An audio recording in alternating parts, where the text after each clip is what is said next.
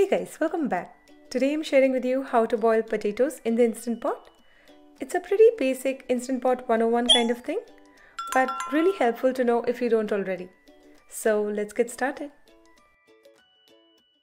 Here I have 4 potatoes, which are about 6 ounces each, so a total of 24 ounces or 1.5 pounds.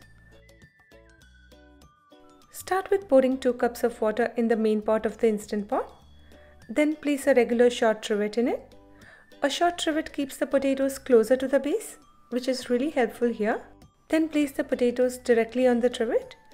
This is best, though you can also put it in a container and then place it on the trivet.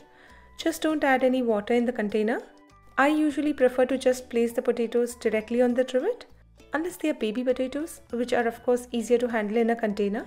Then close the Instant Pot lid, ensuring to seal it, and pressure cook on high for 10 minutes. And I prefer to use the pressure cook function. You can also use the steam function. When done, let all the pressure release naturally from the pot and open the lid. And there you have it, perfectly boiled potatoes. You can adjust the pressure cook time by a minute up or down based on if you want more well boiled or firmer boiled potatoes, depending on what you'll be using them for. I have also shared more on how to adjust for differing shapes, sizes and weight in the post linked below. So check that out if you're interested. And until I see you again, happy cooking!